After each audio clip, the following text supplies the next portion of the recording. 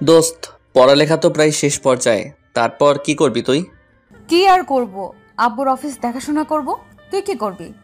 হ্যাঁ, আমি আর কি করব, একটা চাকরি করব। আব্বুর বয়স হয়েছে, ওনাকে রেস্ট দিতে হবে।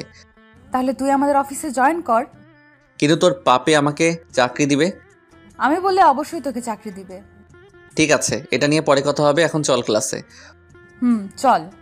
দুজনে ক্লাসে যেতে লাগলাম। এবার পরিচয় দিয়ে দিই। আমি রাসেল। পরিবারে আমি, মা আর আব্বু। আব্বু একটা প্রাইমারি স্কুলে শিক্ষকতা করে। বাবার বয়স হয়েছে, চাকরি করতে অনেক কষ্ট হয়।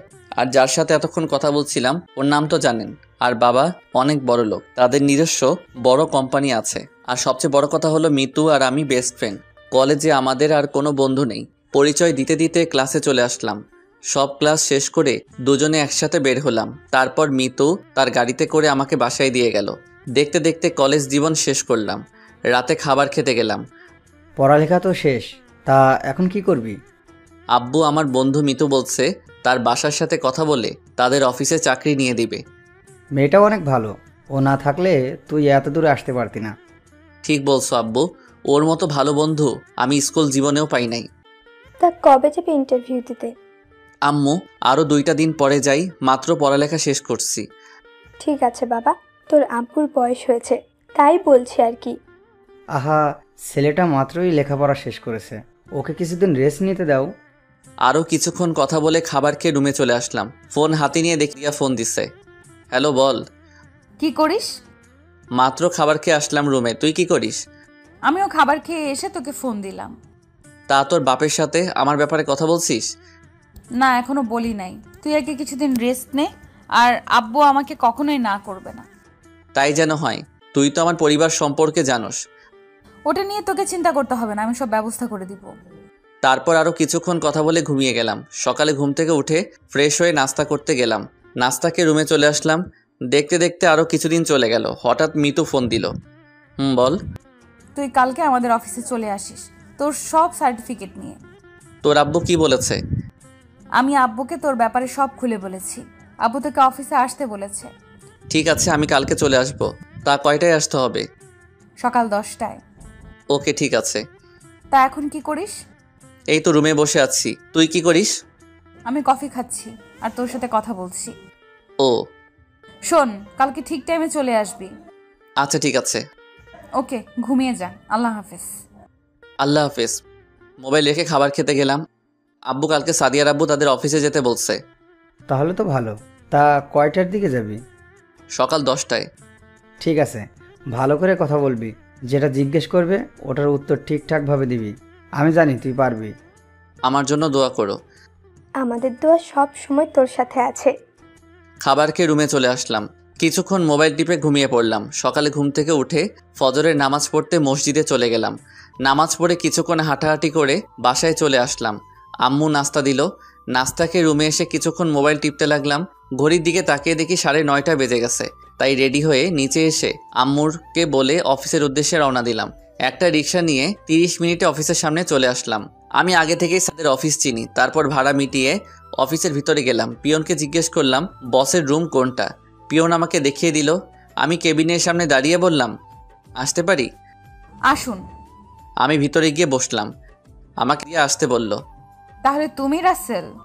জি, কিন্তু আপনি কে? আমি কে দেখবি? আমি তো তাকে দেখে অবাক হয়ে গেলাম। ঠিকই ধরেছেন মিতু। তুই, তোর বাবা কোথায়? ও হ্যালো, এটা অফিস, কলেজ না। ম্যাম বলবে। জি ম্যাম। আপনার আব্বু কোথায়? সেটা দিয়ে তোমার দরকার কি? আমি যা প্রশ্ন করব তার উত্তর দিতে পারলে আপনার চাকরি হবে। Okay ma'am. আপনি দাঁড়িয়ে কেন? বসুন। জি ম্যাম। আপনি চাকরি কেন করতে চান? খাচ্চন্নি সব জানে, তারপরও জিজ্ঞেস করে। ম্যাম, আমার পরিবারে আমরা 3জন সদস্য। বাবা একটা প্রাইমারি স্কুলে শিক্ষকতা করে। বাবার বয়স হয়েছে, তাই চাকরিটা আমার দরকার। ও, তা আপনি কখনো প্রেম করেছেন বা আপনার কোনো পছন্দের কোনো মেয়ে আছে? প্রেম? আমার দ্বারা এসব হবে না। আর আমার কোনো পছন্দের মেয়ে নাই। ভালো। তা আপনার কোনো বন্ধু আছে? একটা পেতনি খাচ্চুনি ছিল। বড় লোকের বেটি তো এখন ভাব দেখায়। কি হারামি! আমি পেতনি? খাচ্ছন্নি? আজ তোকে মেরেই ফেলবো। এ কি ম্যাম, আপনি রেগে যাচ্ছেন কেন? রাখ তোর ম্যামের গুষ্টি কিলাই। তুই আমাকে কি বললি? তাহলে তুই আমার সাথে এভাবে কথা বলছিস কেন? আমি তো তোর সাথে মজা করছিলাম আর তুই? আমিও তোর সাথে মজা করছি। আজকের মতো তোকে ছেড়ে দিলাম। তো এবার বল, আমার ইন্টারভিউ কে নিবে? তোর ইন্টারভিউ শেষ, তোর চাকরি হয়ে গেছে, কালকে থেকে জয়েন করতে পারবি। মানে হলো গতকাল আব্বু বলেছে তোকে চাকরি দিয়ে দিতে, আর তোর বেতন 30,000 টাকা। কাজ ভালো দেখলে সামনে বাড়িয়ে দিবে। একটু উঠে আমার সামনে আয়।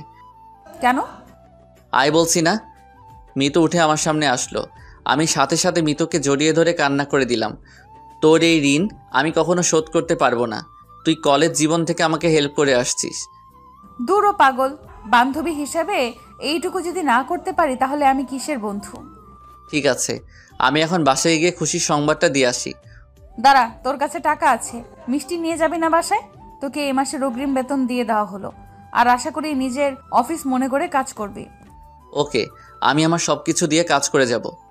ঠিক আছে, তাহলে যা, আর কালকে সকালে 9টা থেকে অফিস, সঠিক টাইমে অফিসে চলে আসবি। তারপর আমি অফিস থেকে বেরিয়ে একটা মার্কেট থেকে 2 কেজি মিষ্টি, বাবার জন্য লুঙ্গি আর পাঞ্জাবি, আর মায়ের জন্য 2টা শাড়ি নিয়ে বাসায় চলে আসলাম। দরজায় টোকা দিলাম, আম্মু দরজা খুলে দিল।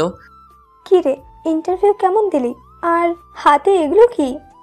আম্মু আমার চাকরিটা হয়ে গেছে আর অগ্রিম মাসের বেতন দিয়ে দিল, তাই মার্কেট থেকে 2 কেজি মিষ্টি আর তোমার আর বাবার জন্য পাঞ্জাবি লুঙ্গি আর শাড়ি নিয়ে আসলাম। তুই আবার এগুলো আনতে গেলি কেন? বারে প্রথমবার বেতন পেয়েছি, তোমাদের জন্য কিছু না আনলে হয়? আগে বলো, তোমার শাড়ি পছন্দ হয়েছে? তুই আমার জন্য শাড়ি আনছিস, পছন্দ না হয়ে পারে? আমার অনেক পছন্দ হয়েছে। আচ্ছা ঠিক আছে, এখন বলো আব্বু কোথায়? তোর আব্বু এখনো আসে না স্কুল থেকে। ও আচ্ছা, আমি রুমে গেলাম, আব্বু আসলে আমাকে ডাক দিও। ঠিক আছে, যা। আমি আর কোনো কথা না বাড়িয়ে রুমে চলে আসলাম। রুমে এসে ওয়াশরুমে ঢুকে ফ্রেশ হয়ে বিছানায় শুয়ে মোবাইল টিপতে লাগলাম। কিছুক্ষণ পর আম্মু এসে ডেকে গেল খাবার জন্য, বলেছে আব্বু এসেছে। আমি শুয়ে না থেকে উঠে খাবার খেতে চলে গেলাম। গিয়ে দেখি আব্বু আমার জন্য অপেক্ষা করতে লাগলো। এসেছিস? শুনলাম তোর নাকি চাকরি হয়ে গেছে। জি আব্বু। আমার জন্য এগুলো আনতে গেলি কেন? আমার তো জামা কাপড় আছে। প্রথম বেতন পেয়েছি, কিছু না আনলে কি হয়? আরও কিছুক্ষণ কথা বলে খাবার খেয়ে রুমে চলে আসলাম। কোনো রকম আজকের দিনটা শেষ করলাম। সকালে ঘুম থেকে উঠে ফ্রেশ হয়ে নাস্তা করে মাকে বলে বাসা থেকে বেরিয়ে অফিসে যেতে লাগলাম। একটা রিক্সা নিয়ে অফিসে চলে আসলাম। অফিসে ঢুকতেই ঠাস একটা মেয়ের সাথে ধাক্কা খেয়ে দুজনে পড়ে গেলাম। আমি উঠে মেয়েটিকে হাত বাড়িয়ে দিলাম। মেয়েটি আমার হাত ধরে উঠল। সরি, আমি আপনাকে দেখতে পাইনি। কোনো সমস্যা নেই, আসলে আমি এই অফিসে ইন্টারভিউ দিতে আসছি, দেরি হয়ে গেছে তো তাই তাড়াতাড়ি যাচ্ছিলাম। ও, আমারও এই অফিসে আজকে প্রথম দিন। গতকাল ইন্টারভিউ দিচ্ছি, চাকরিটা হয়ে গেল। তা আপনার নামটা কি জানতে পারি? জি অবশ্যই, আমার নাম রিয়া। লেখাপড়া শেষ করে চাকরির জন্য এই অফিসে অ্যাপ্লাই করছি, তাই ওনারা আজকে আসতে বলল। আমি রাসেল, আর আপনার জন্য শুভকামনা রইল। দোয়া করি আপনার চাকরিটা যেন হয়ে যায়। ঠিক আছে, আমি ভেতরে যাই, দেখি কি হয়। ওকে যান। মেয়েটি ভিতরে ঢুকে গেল, আমিও ভিতরে গেলাম। সোজা মিতুর কেবিনের সামনে চলে গেলাম। আসতে পারি ম্যাম? হারামি, আর একবার যদি ম্যাম বলিস মাথা ফাটিয়ে দেব। আয়। তাহলে আপনাকে কি বলে ডাকবো? তুই আমার নাম ধরে ডাকবি। অফিসের লোকজন কি ভাববে? কে কি ভাবলো আমার দেখার বিষয় না, তুই যেটা বলছি সেটাই করবি। ওকে ঠিক আছে, এবার আমার কেবিন কোথায় দেখিয়ে দেয়। তুই বস, আমি ম্যানেজারকে ডাকছি। তারপর মিতু ম্যানেজারকে ফোন দিয়ে আসতে বলল। কিছুক্ষণ পর ম্যানেজার আসলো, সাথে রিয়াকে নিয়ে এলো। মিতু মামনি, আমাকে ডেকেছো? জি আঙ্কেল, রাসেলকে তার কেবিনটা দেখিয়ে দাও। জি মামনি। আর মিতু, আমাদের অফিসে যে আরও একটা পদ খালি আছে, ওখানের জন্য এই মেয়েটিকে রাখতে পারো। আঙ্কেল, আপনি ওর ইন্টারভিউ নিচ্ছেন? জি মামনি, মেয়েটা অনেক ভালো, ওকে রাখতে পারো। ঠিক আছে আঙ্কেল, তাহলে রেখে দিন। আর রাসেল, তুই আঙ্কেলের সাথে যা, আঙ্কেল তোকে সব বুঝিয়ে দেবে। তারপর ম্যানেজারের সাথে মিতুর কেবিন থেকে বেরিয়ে আসলাম। রিয়া আর আমার কেবিন পাশাপাশি। ম্যানেজার সব কিছু বুঝিয়ে দিয়ে চলে গেল, আর একটা ফাইল রেখে গেল। আমি বসে বসে ফাইলটা দেখতে লাগলাম। কাজ করতে করতে দুপুরে লাঞ্চের টাইম হয়ে গেল। হঠাৎ মোবাইলটা বেজে উঠলো, দেখি মিতু ফোন দিছে।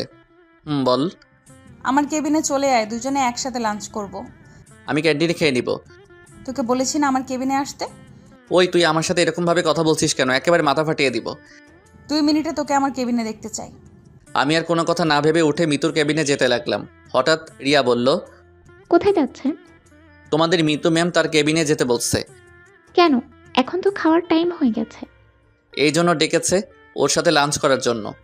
আপনারা কি দুজন দুজনকে চিনেন? মিতু আমার কলেজের বেস্ট ফ্রেন্ড। সে আমাকে তার বাবার কাছে বলে তাদের অফিসে চাকরি নিয়ে দিছে। ও আচ্ছা, তাহলে যান। তারপর মিতুর কেবিনের সামনে গিয়ে বললাম, আসতে পারি পেতনি?